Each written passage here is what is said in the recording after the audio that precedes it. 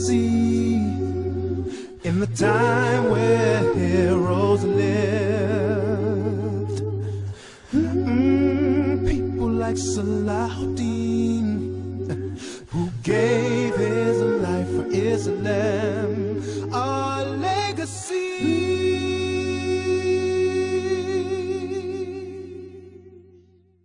Assalamu alaikum wa rahmatullahi wa barakatuh. All praise belongs to Allah, and may His peace and blessings be upon His Prophet Muhammad sallallahu alaihi wasallam.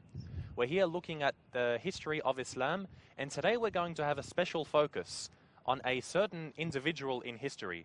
We find some individuals, there's amazing stories behind them, especially when you first hear the name of the individual we're going to talk about.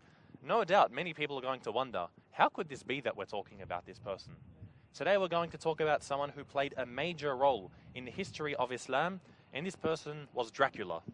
Dracula? You mean the one in the movies and stuff? Dracula. Wow. The vampire? No, not the vampire. Usually, we do hear that, when you think of Dracula, like if I say Dracula, what do you think of? Man with wings and big teeth, Yes. drinking blood, killing anyone he see. That turns into a that turns into a bat at night. And if you put a stake through his heart, you kill him, and Silver. he has to Garlic. hide from the light. Everyone's heard of Dracula. So if I tell you that Dracula was a major part of Islamic history, you're probably going to say, "Ya Musa, you're crazy." How is that? Well, we see that Dracula, you've got the story of Dracula. We'll start explaining, how the myth came about. Dracula, there was actually a book written in 1897 by a man, his name was Bram Stoker. He wrote a story of a man named Count Dracula. A count like he's a prince from Eastern Europe, and his name was Dracula. It was a fictional story? It's a fictional story. What he did, though, is he based it upon a real-life character named Dracula. So in the story, you see that Dracula comes from a city called Transylvania. Transylvania is a city in Romania. Romania. Now, the real Dracula also came from Romania, but not from Transylvania. He Wallachia. conquered Transylvania, though. From Wallachia? From Wallachia, yeah. Wallachia is in the south of Romania. So you have the Dracula in the story, who, as we said, he's the vampire, he sucks people's blood, and he's a very evil character. However, the Dracula that we're talking about is far worse. Worse than Dracula. Did the writer of that novel earn a big amount of money? I don't know how much money he would have earned, but I'm sure royalties by now, if he were alive, he'd be a rich man. So the Dracula that we're talking about, he didn't just suck, and he didn't suck blood, but he didn't just do this. The Dracula in the story maybe killed a few people here and there. The Dracula that we're going to talk about was a true tyrant. Dracula was, one of the most staunch enemies of Islam.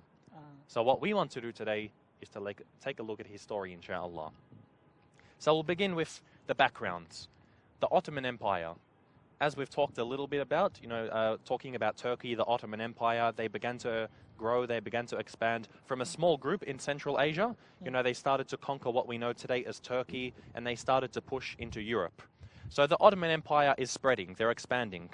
Now they've already started to bypass Constantinople. Constantinople was the most powerful city in the world. They said this city is impregnable. It can't be invaded. What's its name? Constantinople. Constantinople. Or as we know it today, Istanbul. The way that it was built, we're gonna have an episode just about Constantinople. This city was amazing the way that it was built. And of course, later on, the Muslims conquered it. At this point, they hadn't conquered it. What they did is they bypassed Constantinople and started to push into Europe, into what we call the Balkans. So, for example, Albania, Bosnia, as you'd know, Yusuf, all of this area, they started to push into here. Now, as Muhammad al-Fatih, the Sultan Fatih, he's, later on, he was one of the people who was responsible for really pushing into the Balkans. They also started to attack Venice, some parts of Italy, because you could see the Ottomans had their eyes on two cities. The first was Constantinople, and the second was Rome. And Christian Europe was living in fear. The Pope was, calling for crusades against the Muslims. He said, we've got to stop them. If we don't stop them now, we're going to lose Constantinople. If they take Constantinople, they're going to march upon Rome. So you could see, the Europeans were waiting for someone to stop this Ottoman force. This was the golden age Uh, of Muslim heroes and army strong. it was definitely one of the golden ages.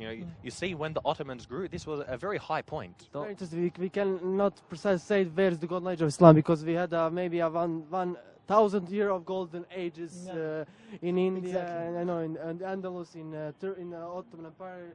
Many, always many golden ages. But one of the dark ages we're going to look at is today. The darkness of Dracula. Don't tell me they called Dracula. The dark to help age. them. The Dracula what, sorry? Did they call Dracula to help them? The This is what we're going to see, inshallah. It is a dark age of Muslims. It is a dark age of Christians. There is some darkness in this, and this is what we're going to look at. In the end, of course, there's a good ending, but we don't want to spoil it too much. So you said that the Pope was in fear of the Muslims controlling everything. Where exactly were the Muslims coming from? North Africa or? This time, the Ottomans, they were coming from Central Asia. And from Central Asia, they took Turkey, and from Turkey, you've got, a small gap, and then you push over into what's Europe. Because we know Turkey itself, the majority of Turkey is in Asia, but you've got a small part of Turkey that's actually in Europe. This is the other side of Constantinople. Right next to this, you've got Greece and the Balkans. So the Muslims are pushing through here. Now, in the year 1462, they've invaded Wallachia. Wallachia is southern Romania and also Moldavia, which is one of the countries next to Romania. So they're attacking this. They haven't conquered all of the areas before here.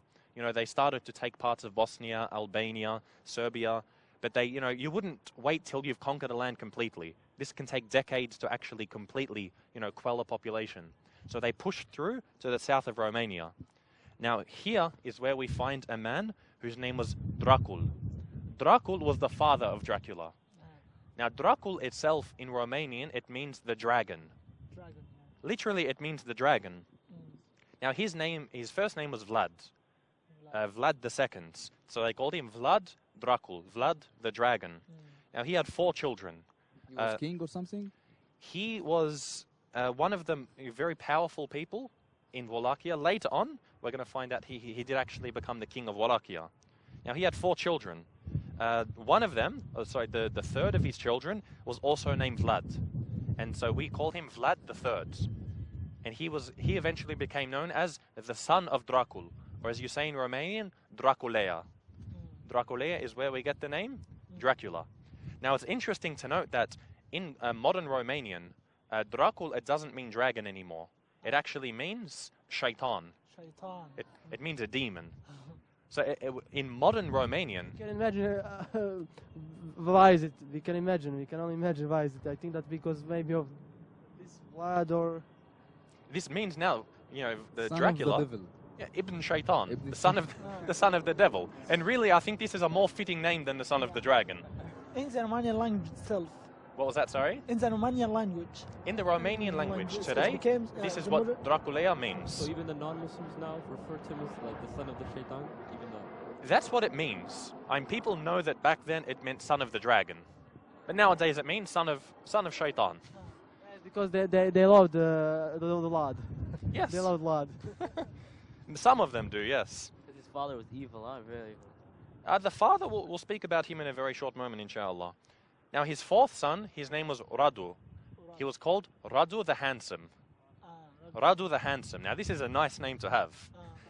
Radu the Handsome. So, if Radu was the handsome one, then of course Dracula wasn't the handsome one.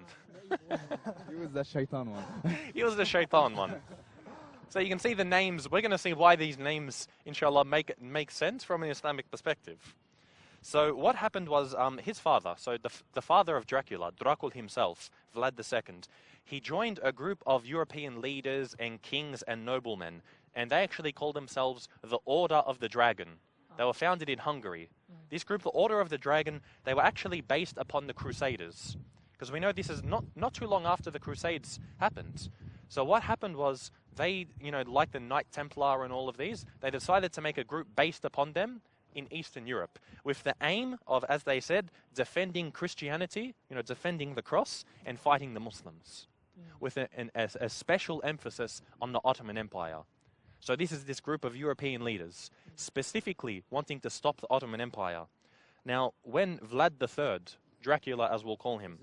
Was this told by them? But did the Crusades tell them to do this, or they just made No, this this group was for after the themselves? Crusade, so they were inspired by the Crusades. They said just as the Crusaders did this, you know, we too are going to. It was in that It was in fashion, you know, to make these secret societies. You know, the Knight Templars, you know, the Freemasons, the Order of the Dragon, as you had. Now, when Dracula was 5 years old, he was made a member of this group. 5 years old? 5 years old. Can understand anything at this age? Allah knows best. But you can see the reason is they want him from a very young age to hate the Ottomans. So he was put into this Order of the Dragon. Now, going forward a little bit to 1436, Vlad II, you know, Shaitan, Dracula, he ascended to the throne of Wallachia. So he became the king of Wallachia, which is southern Rome. Now, he stayed in power until 1442. In 1442, he was actually overthrown. So some other people in another part of Romania, assisted by the Hungarians, they actually overthrew him. And about his children, they do nothing about it? Well, the children were very young. They couldn't do much. So what Vlad actually did is he appealed to the Ottomans. We remember, this is a man who was sworn to fight the Ottomans and the Muslims. As soon as he lost his throne, he said, that's it. Who can help me? As we know, in any time, if when Christians need a help, they will ask a Muslim to help. And you see, this is what he did. You know, to fight against other Christians, you know, he put aside his grudge against the Muslims. He forgot Order of the Dragon, and he said to the Ottomans, help me to get back the throne, and I'll pay you the jizya. Yeah, he just wanted to be safe and He just wanted his throne back. Yeah. This is it. Pride. That's it, his pride. So he came to the Muslims and said, just put me back, help me fight my enemies, and I'll pay you the jizya. I'll pay you a tribute. So the Ottomans, of course, they said, you know, this sounds good. So they said, no problem, we'll help you. So what happened was they actually were able to fight to get him back into power. And along with paying the jizya, he had to send his two youngest sons to the Ottoman Empire. So he sent Dracula, Vlad III, and Radu. So he actually sent them to the Ottoman Empire. To learn? To learn, to actually, it's like he's giving his children away. Giving them away just as a gift, or? Almost like a gift, you could say, as a gift. You know, obviously the Ottomans are going to train them, they're going to educate them, they're going to look after them. And this was something that was common back then. So is the relationship between the Ottomans and the Order of the Dragon better now? The Order of the Dragon itself, no. Because we already see that, you know, Vlad has gone against their rules, and he's, you know, betrayed them, and he's appealing to the Muslims. So he said, I'll pay you the jizya, and you can take my two sons. And this is one of the ways in which they, you know, foment good relations.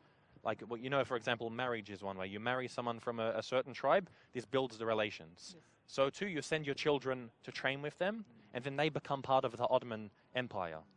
So Dracula and his brother Radu, they were actually sent to go and, you know, live with the Ottomans. So they went there, and they were living in the Ottoman Empire. They were educated, and they actually learned Turkish. They studied Persian. They studied the Quran. They studied, you know, horse riding, military warfare, all of these things. Learn Quran. Dracula learned Quran. He spoke perfect Turkish and Persian, and even Arabic to some degrees. So this is the education that he got in the Ottoman Empire. But he was still Christian. At that point, he was Christian. But it is in that times, I think that it is the best for a young boy to go to the Ottomans, to go to the Muslims, because as we know, the largest cities, the largest universities, the first university they were in the lands of Muslims. So it is like they had the best education. It was like winning on the bingo. Yeah. It was like comparable to this. It was like the Andalus of that time, the Ottoman Empire? Around this time, yeah, this was, you know, the center of the Muslim world to many degrees, and it was very prosperous. Now, what happened was Radu was very good. Radu, he studied the Quran very well. You know, he got along with everyone. Vlad, however, Dracula, he would always argue with his trainers. He'd always be arguing. So they'd constantly, you know, be locking him away. You know, they'd get him back to his studies. He'd abuse them, so they'd whip him. So Radu was like the ideal student.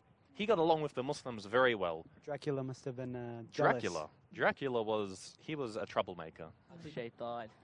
He was a shaitan. It shows like the negative effects of basically being brainwashed as a kid. As you said, at 5 he was, you know, brainwashed to hate. Yeah, but you see, his brother at the same time, he was fine. Now we know why his name is the Handsome. Did his brother turn like? He's going to become more handsome in a very short moment. Did his brother later on turn Muslim? This is exactly why he becomes more handsome. Radu actually embraced Islam. So the brother of Dracula is now a Muslim. So, you know, the idol students, they embrace Islam. Sorry? The idol students, they embrace Islam. The ideal students embrace Islam. This is one way to put it. Like in the Quran, they say ulul And albab. they say the evil No, once we brother. contemplate. Yeah. So Radu got an A+, and Dracula, he's failing. He's getting a big F. Now, Radu was actually, he was honored. The Sultani actually called him Radu Bey. You know, Bey is it was a title of privilege within the Ottoman Empire. And he was actually he was placed in charge of a garrison of the Ottoman army. So he's made, you know, like a commander. So you can see he's already moving up. Vlad, however, was different. Vlad was very shrewd. I mean, Radu was a great military commander. Vlad, even though he was a troublemaker, they could tell this man, he's very shrewd, he's a good politician. He argues a lot. You know, even though he's arguing with them, they can see that he's got something inside him, and he has a strong link to his people. Radu, by this time, he's an Ottoman, he's a Muslim. Vlad, however, he's still a Christian, still considered himself a Wallachian, a Romanian. You know, he didn't want to be an Ottoman in any sense of the word. So what had happened was, Vlad, you know, he built up a hatred towards the Ottomans, especially towards the prince, Mehmed, who later became Muhammad al-Fatih. He hated him from a very young age, subhanallah. Now what had happened was... They grow together, the Vlad and Mehmed. They grew at the same time, but they wouldn't have necessarily studied together. They would have interacted. They're in the same age, maybe. Around the same age. They were around the same age. So you see, Vlad... But why did he hate him so much? It's unclear why. It seems he hated everyone. He hated his brother for becoming a Muslim. He hated the Ottomans in general. He hated his father for sending him there. He hated the Hungarians for attacking his father. I think there's an evil inside him. That's why he becomes a shaitan or... Because he's a Dracula. Yeah. He's a Dracula. So he had a hatred for everyone. Now, in the year 1447, there's a Hungarian. His name was John Hunyadi. Now, John Hunyadi actually rebelled against the father of Dracula, against Vlad II, and he killed him. So what had happened was the Ottomans realized there's now a vacuum of power. You know, Dracula's father has been killed, so rather than letting the Hungarians quickly take the throne, they invaded Wallachia, and they had to put someone in charge to rule in the place of his father. So they decided to put Dracula. Because, as we mentioned, Why? because Dracula, had if they put Radu, it would have been a problem. He's a Muslim. He's an Ottoman. They couldn't put him. You need to put one of their own people that they're going to accept. So they put Dracula in charge to take the throne. Why didn't they just conquer the whole place? This is how you go about conquering it. First, you need stability. You need to have someone in charge. And they wanted to put him because they thought, at least we know him. You know, he grew up in our palaces. We have some control over him. And he might be a troublemaker, but he's still better than the average Wallachian. Yeah. You know, anyone else within the country would have rebelled against the Ottomans. At least Dracula is going to be thankful to some degree. And they know him well. Once you know him, you know how to control him. And of course, you've also got his brother, part of the Ottoman army. But that's what they thought, right? This is what happened at the start. So what had happened was the Ottomans, they supported Vlad to go to war with the Hungarians. Now, the Hungarians were actually supporting another person, trying to put him in power. And his name was Vladislav. So Vladislav and Dracula, they're fighting.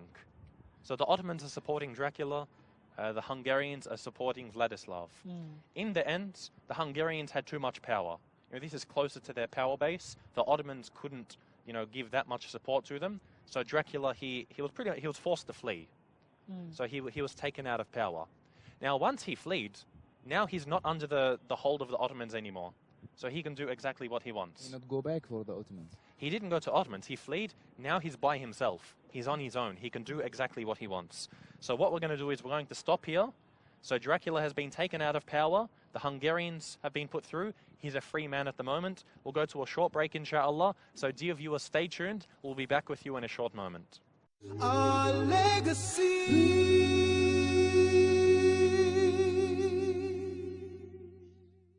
Our legacy.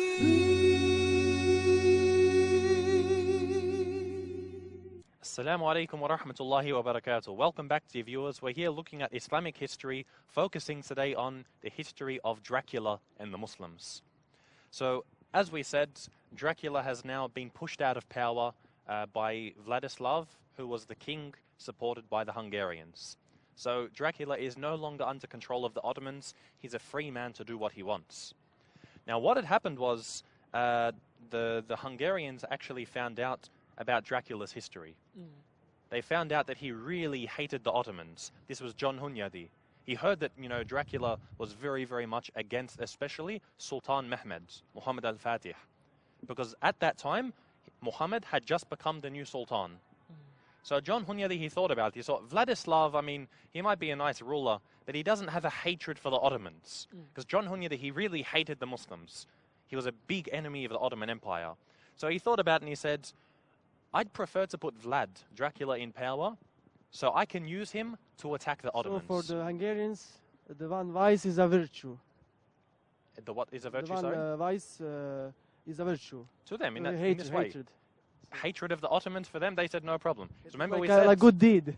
Remember we said that, the Order of the The Dragon. Pope, it's like that Pope said it is a good deed to hate people. To hate different, because they are different. No, they are this is hated. normal. This is normal. You'll always hate your enemy. Now, alhamdulillah, we know, of course, they're Muslims. But for them, they said, no, they're the enemy. Once they know Islam, like we saw Radu, of course, he embraced Islam. Then you have some like Because, Dracula he lived amongst the Muslims. He knows, because nowadays, in our time, the problem is the people, the Christians, they don't know how Muslims live, how they... A lot of the time it's an ignorance, not being aware. In this point, they loved Dracula, and they needed him. Yes. So they looked at Dracula and John Hunyadi said, I can use him. So he actually said to Vladislav, your time's up. And he said to Dracula, you're welcome to take the throne of Wallachia. Without war. Without any war. He has the power to just change the king like that? Yeah, because the Hungarians really controlled He's a boss. Wallachia at that time. Later on, the Ottomans will take control of Hungary, and out of Wallachia, and they will appoint who they want. Like we saw before, they said, we want to put Dracula in power. Then the Hungarians took over, so they said, we want to put Vladislav. Now they've changed their mind and said, no, we'll stick with Dracula. So this is the time, year 1453. 1453, a very, very beautiful year in Islamic history. The conquest of Constantinople. The center of Christianity. This impregnable fortress that we talked about, and we're going to look at in a future episode, inshallah. It's now fallen to the Muslims. The Christians are devastated. By the hand of Muhammad al-Fatih? From the blessing of Allah, under General Muhammad al-Fatih, they conquered Constantinople. Center of the world. This was pretty much the center of the world at that time. It was the most important and most strategic city in the world. You control Constantinople, you're pretty much going to control most of Europe. Yes. So the Christians, as we said, were living in fear. They've just taken Constantinople. Now it looks like they're probably going to march upon Rome. So as people like John Hunyadi, the Order of the Dragon, they're in fear. They said, we need to do something. So he's put Vlad in power. Vlad Dracula, the one who's got this hatred, especially of Muhammad al-Fatih. So now we see the Ottomans, they've taken, consolidated, Constantinople, most of this area, and now they're marching upon the Balkans. So they're taking Albania, they're attacking Belgrade, and so John Hunyadi, the Hungarian, he actually sends some forces to go fight them. So Vlad, he took some of his own forces, and what he did is he actually, he really consolidated his power then as well. He killed Vladislav, just in case Vladislav wanted to get back power. So now he's pretty much controlling most of Wallachia, almost to the point that he's independent of the Hungarians. The Hungarians are busy fighting the Ottomans, so instead of assisting them, he took this chance while they were away. He said, no, I'm going to kill all of my enemies. Kill all of my enemies. And what he actually started to do was he would kill the people that he didn't trust, and he would put foreigners in power. Because as we said, he knew a lot about the world. He spoke many languages. So he would put foreigners in power that were loyal to him, because he didn't trust many of the local Wallachians. And he was very forceful in this, because when he actually took over Wallachia, the economy was ruined. So he was almost like a dictator, a fascist. But what he did stimulated the economy. So, even though he had an iron fist, it was beneficial for the nation in the long run. This is what we started to see. So he's consolidating his power. So basically he was just killing potential people who could take a spot in the ruling? Anyone who he saw as a threat, he killed them. This was his manner. This was So the way he that worked. that he's also killed the intellectual class of Romanians. Yes. Anyone he didn't like. A lot of, the higher class people, he did away with them. So he didn't hate the Muslim nation in specific, he just... He did hate the Muslims. But I what he mean- needs to I do, mean he not- needs to consult. If he's not safe at home, how's he going to fight the Ottomans? So this is what he wants to do first. Yes.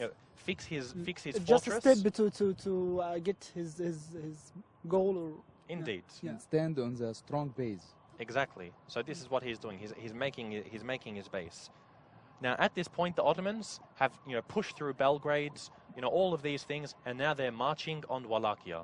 So they're at Dracula's front yard basically. So he's ready. Now Pope Pius at this time, the Pope in Rome, he called for a new crusade. He said, that's it, the Ottomans, they've taken Constantinople, now they're marching on the Balkans, they're going to be coming to my house in any moment now. They're going to march upon Rome.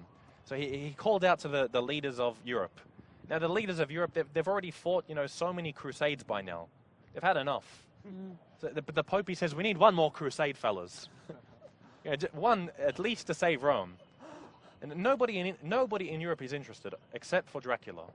Dracula's the only one who actually took up this call. He said, yes, we need to fight a new crusade, this time against the Ottomans. But of course, the rest of Europe, they said, you're on your own. You, the Pope, Dracula, We had enough of this. look after yourselves. They learned their lesson. It is now not in fashion. Yeah, crusades, enough of that. 400 years of just telling crusade. Indeed. And Dracula had enough manpower to fight at the Ottomans? No, He didn't. of course not. The Pope Ottomans... help him. The Pope help him with manpower. The Pope actually started giving him funding. The Pope didn't really have that much men at the time, because we know that the Pope, used to have his own army, used to have his own state. But by this time, the Pope was, he didn't have a very big army. So he used to actually pay the army of Dracula. So how would he possibly, how would they, just with money and not manpower, did they hire people or? Well, you have the people. I mean, you can just tell your people, congratulations, you're in the army. They don't have much of a choice. Conscription was the norm back then. But you need money to feed them.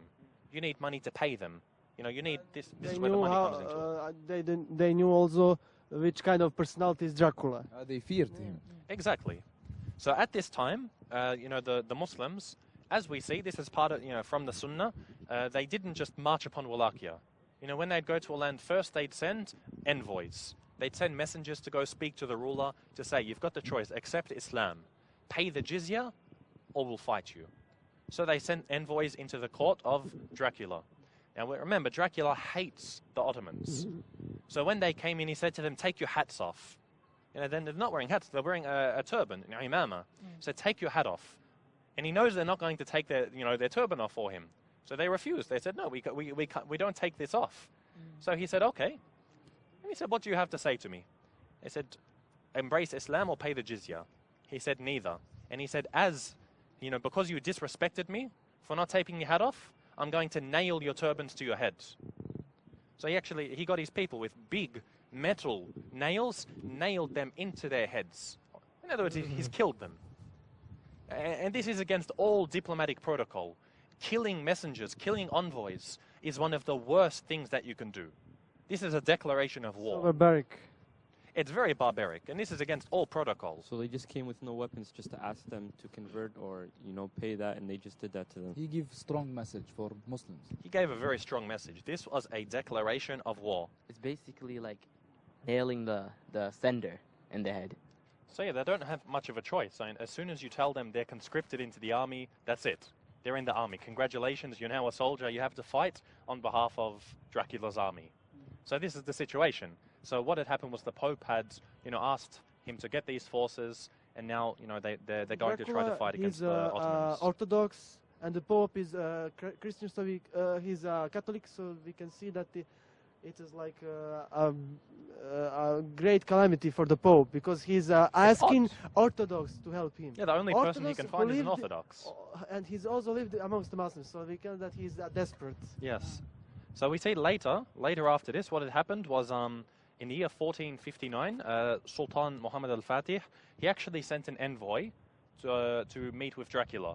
You sent an envoy, like a messenger, to pass a message. And we know this is from the Sunnah, that before you, you don't just invade a land. You give them the option first of embracing Islam, of paying the jizya.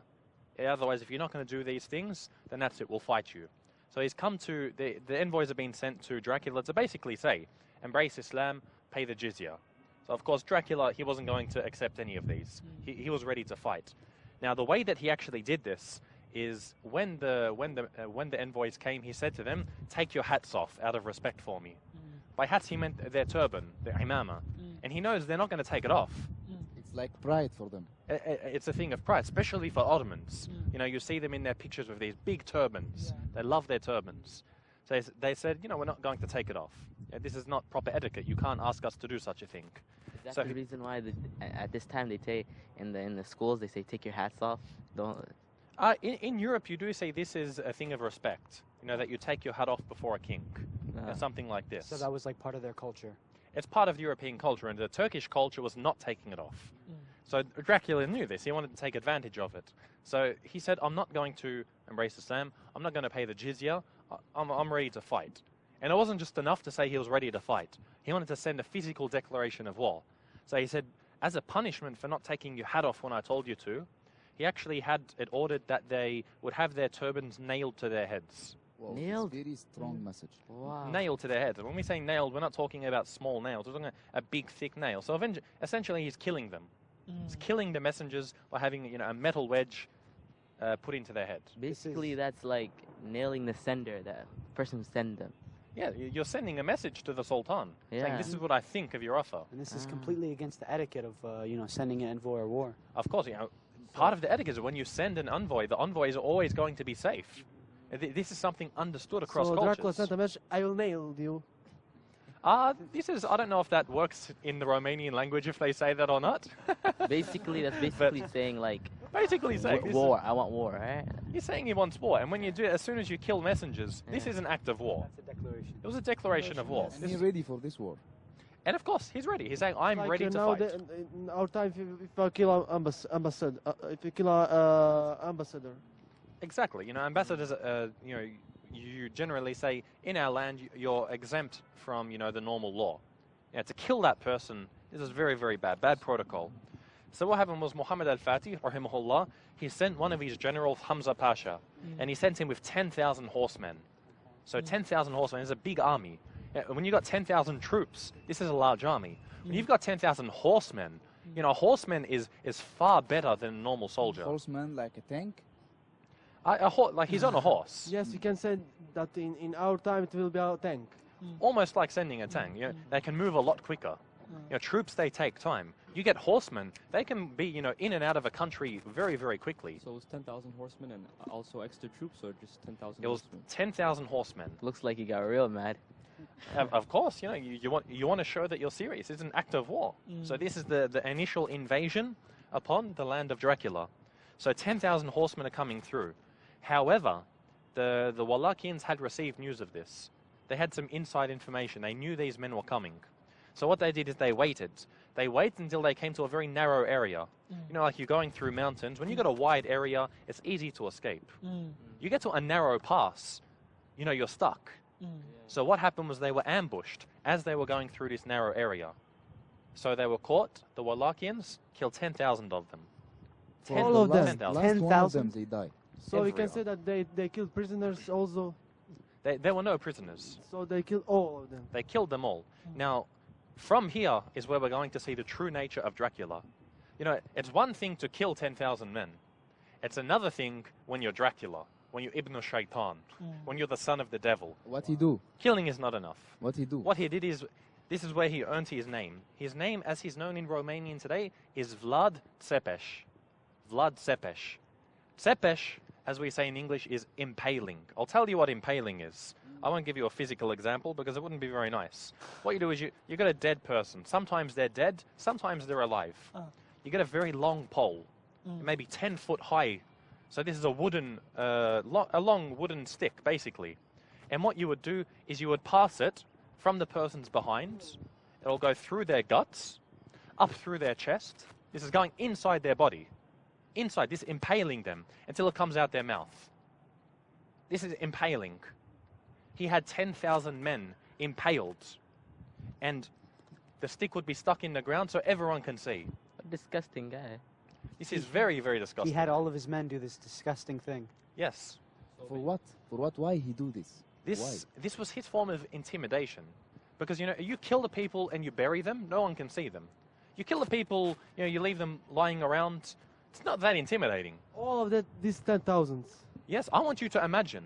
You go looking for your army, you say, where are our 10,000 men? You go looking for them, and all of a sudden you see 10,000 men impaled upon these poles. Not just hand, impaled. Impaled. This is probably the most gruesome way. And they wouldn't just do this to the dead. They would sometimes do this to people alive. So it shows Dracula's like attitude went to his men as well. So they all basically. This was his helped order. out. He was the one. Vlad the Impaler, as we know him, Dracula. He's crazy.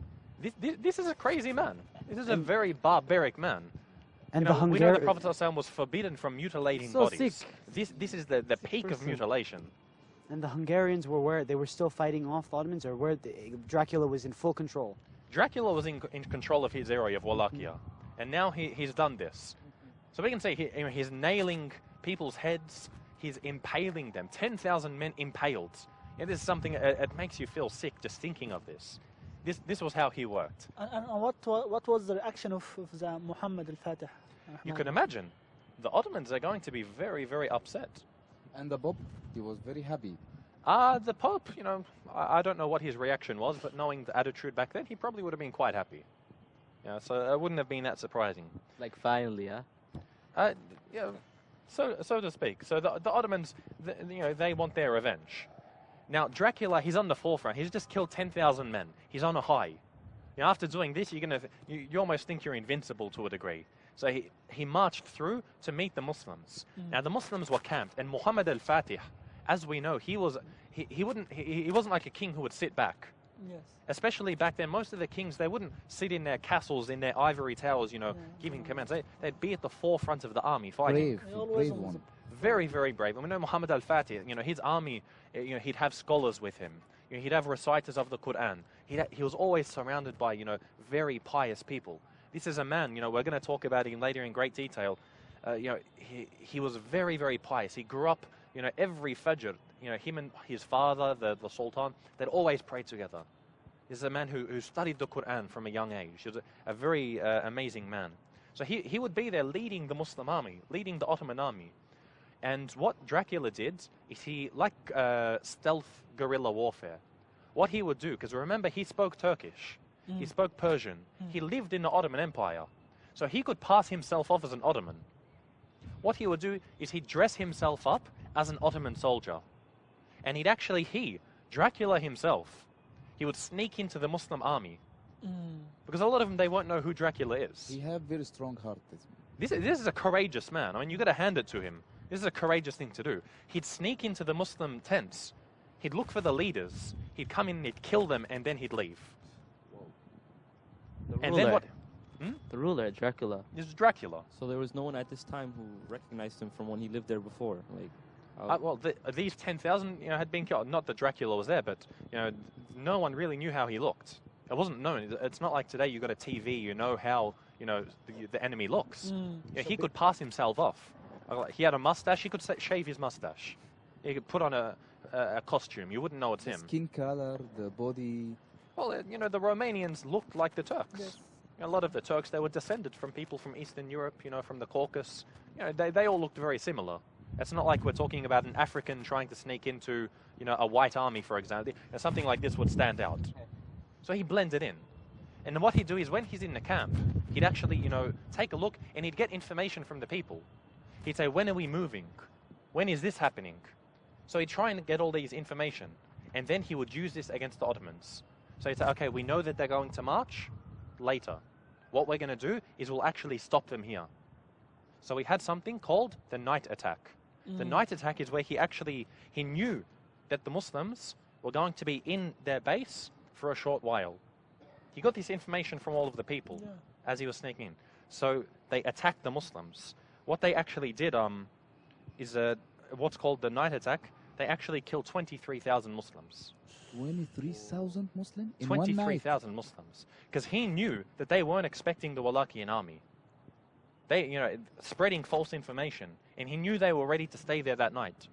So in the middle of the night, they snuck up on him, a large Wallachian army. He can be a CIA agent today. He can be a CIA agent. Well, we wouldn't want him to be, but we say he's using espionage.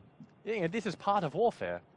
23,000. For Muhammad al-Fatih. Muhammad al-Fatih, Allah spared him his life, and he actually escaped. They tried to kill Muhammad al-Fatih, but he escaped. 23,000 Muslims were killed. 23,000. And there was some of the Hungarian army as well. Some of the Hungarians had joined the Muslims at this time. So 23,000 people dead. You can say that the Vlad had a great success because the Valais is a small country and the Ottoman Empire is a big. Yes, he's defeating that part of the Ottoman army. So he's on a high. He's on a very high. Now he's just killed 23,000 people. What do you think he does? Celebrating. How does he celebrate? That maybe I get the same. All of them. 23,000 impaled. And he doesn't just do it like before. He's an addict. He wants to do it in style this time. What he does is he takes the majority of them to his capital. His capital is what was the name of the capital? Tarovishte.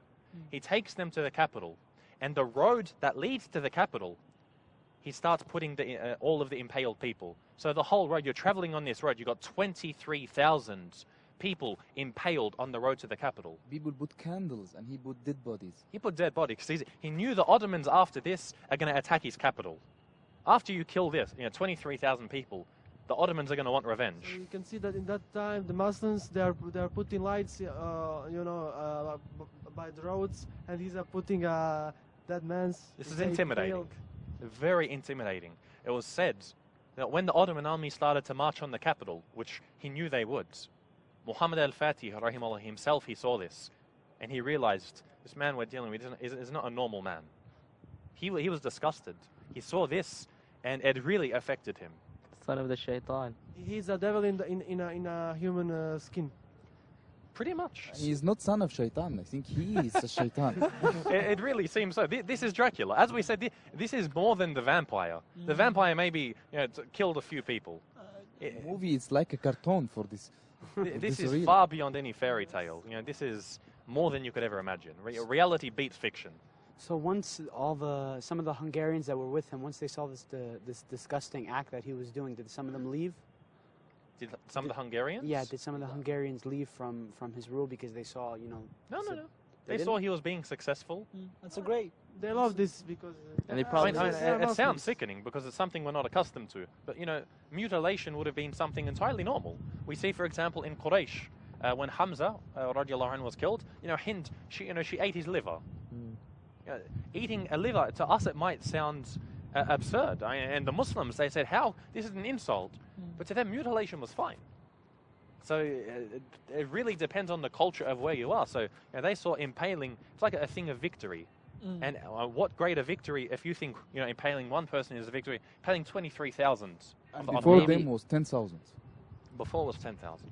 Sounds like it took longer to do that job than the whole the war itself, just impaling it. And But maybe this is the psychological warfare that he had. maybe also it got the people, his own people, to fear him more. Of course. If this is what he does to the Ottomans, Yeah. what do you think he's going to do to you if you rebel? So this is something very, very amazing. This is Dracula that we're talking about. He impaled more persons after this. We'll see. We'll see what happens after this. There was another. We'll get to it in a moment, inshallah. I don't want to ruin it for you. So now Muhammad al-Fatih, rahimahullah, obviously he's devastated by this. What does he do? He sends 90,000 troops. He sends 90,000 troops. Very large army. A very large army to march onto the capital of Targovishte. How much people did they have? The Wallachians had 40,000 at that time.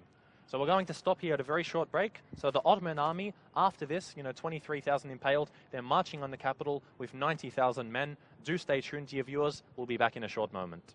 Our legacy.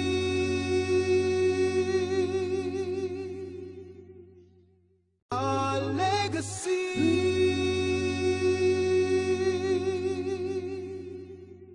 Assalamu alaikum wa rahmatullahi wa barakatuh. Welcome back to your viewers. We're here looking at Islamic history with a focus on Dracula. So now we see The Ottoman army, 90,000 of them have been sent to attack the capital of Wallachia, Targovište. Now, Dracula at this time, he had 40,000 men.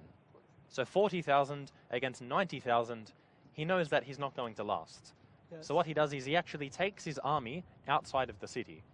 So the Ottomans come in, and this is where they see they see the bodies lining all the way, and so they've taken the city. So Dracula he's actually forced to attack them from outside of his own city. Now he approached the Hungarians at this time because he realizes 40,000 to 90,000, he's not going to defeat them. So he comes to the Hungarians, and as we mentioned before, he was an Orthodox Christian.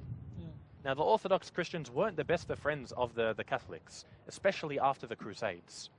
So he actually comes to the Hungarians, who the Hungarians, these ones, they're Catholic. He says, if you support me against the Ottomans, I'll become Catholic. And this is something, he's basically saying, I'll change my religion for you. What kind of person? It's only about power. It's all about land. power. Is this a man who believes in God? He's willing to change his religion just for military He support? just wants to fulfill his hatred against, against the Ottomans. That's anything to stop the Ottomans. So you see, this is a very barbaric, ruthless, and crazy man. I think that he didn't convert to Islam because he knew that Muslims is like the Islam isn't like Christianity. You cannot pretend to be a Muslim, because he lived in Turkey, so he knew. But when he was attacked this time, he could go to the Sultan and say, I will accept Islam. But Yes. he knew that in Islam you can't be pretending. Yes, indeed. Now, what Sultan Muhammad al-Fatih rahimahullah did, he actually appointed a special general to finish off Dracula. He didn't want to put just any general. Who did he put? His brother. I just want to ask about his brother. But Yes, his brother, as we he was a general. So now Muhammad al-Fatih rahimahullah, It's like telenovela, Like it. like pretty much. It's an amazing story. This is our history. So he sent Radu the Handsome, or Radu Bey, as he's called at that point. He sends his army to actually hunt down and kill Dracula. So how did his brother feel about this, killing his own brother? Oh, of course he would have had no problem. Because he's a Muslim. He's a Muslim, and he knows his brother. He's not just a kafir. He's not just a disbeliever. He's a complete evil man. After seeing what he's done like this, I mean, there's one thing about having respect for your brother. But if your brother's a madman who does these things, yes, we have an example. He has to be in, stopped. Hailing Battle of people. Badr, or when the Muslims fought against the polytheists, family and members. there was like a father against son, son against against father, brother against brother. this is Islam against kufr. This is the truth against batil, the truth against falsehood. So Radu, he's a Muslim. He has no qualm about this. He says, I'll take my brother down. So he actually, he started to attack Dracula in his own castle. He had a castle on the outskirts where he used to live. He attacked the castle. So Dracula, he's been driven out of there. So Dracula, he's on the run at this point. The Ottomans are coming for him. He knows that he's almost finished. By this time, the Pope has stopped paying him. The Pope can't afford to look after his forces anymore.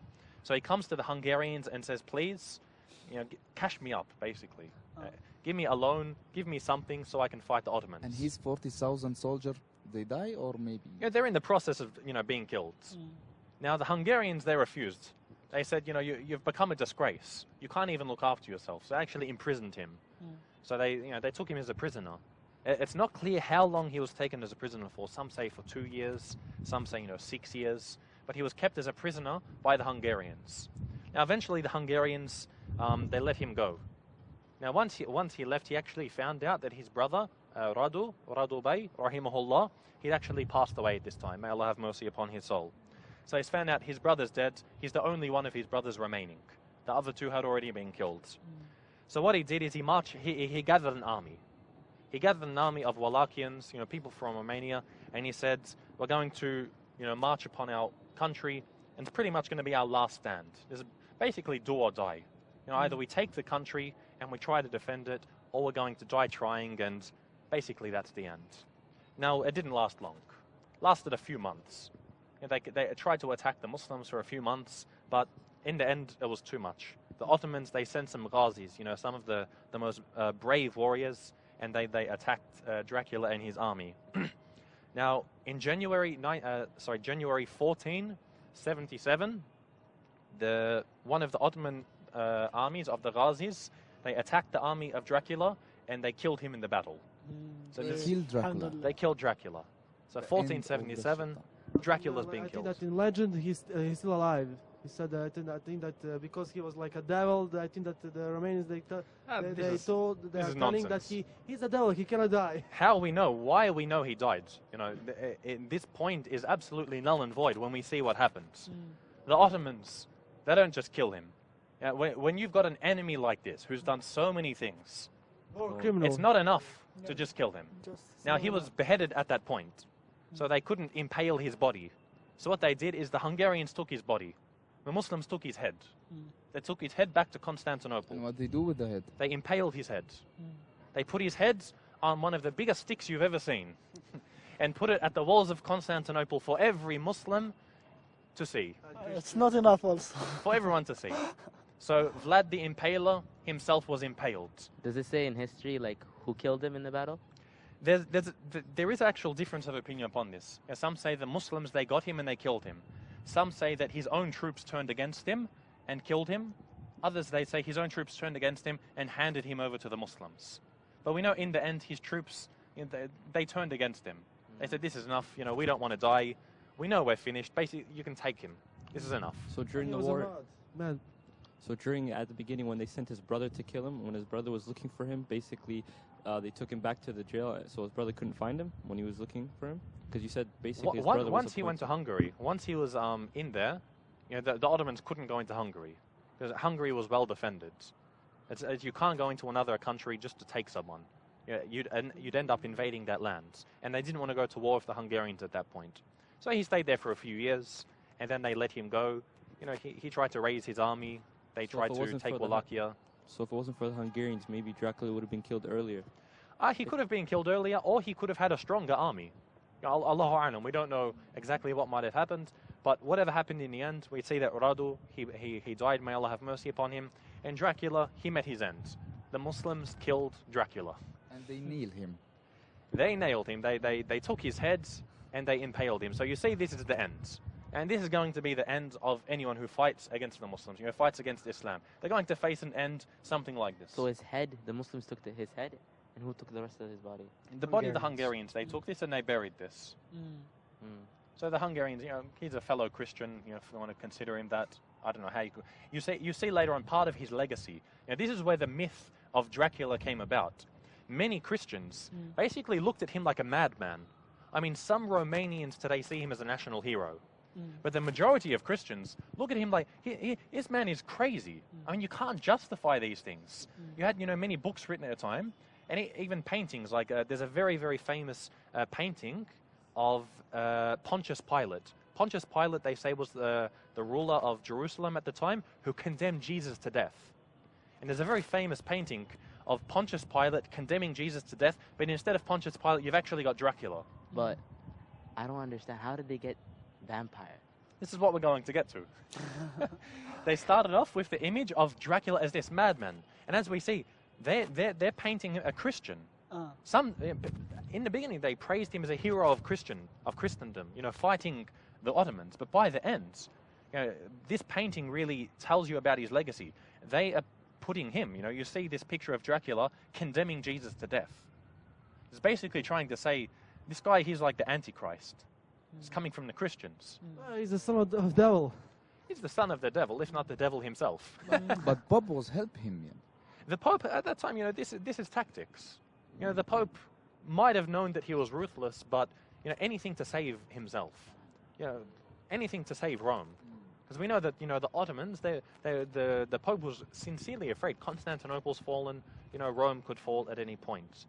So the Christians themselves became very critical of Dracula. The Germans especially. You tell your children about Dracula. If you don't go to sleep, Dracula's going to come get you.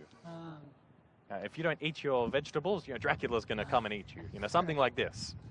So this is how the myth of Dracula being this, this crazy man. You see, for example, when we talk about East Africa, we're going to cover this. Guray, Ahmed Ibrahim al-Ghazi, one of the heroes of the Muslims in East Africa. The Christians would say to their kids, be good, otherwise Guray is going to come get you. Same thing, they would say, Dracula is going to come get you. So this is where you got the myth. This is where Bram Stoker took the idea of this crazy man who, with his thirst for blood, and this was Dracula, the enemy of the Muslims, who, alhamdulillah, under the hero of Islam, Muhammad al-Fatih, rahimahullah, was put to the sword, impaled, and a lesson was made. This is one of the many stories in the vast history of Islam. And so we hope that you enjoyed hearing the story. We hope that we all benefit from it. And we hope that you too, the viewers, gain much benefit from this and enjoyed the story. And we hope you'll join us for our future episodes. Wassalamu alaikum wa rahmatullahi wa barakatuh.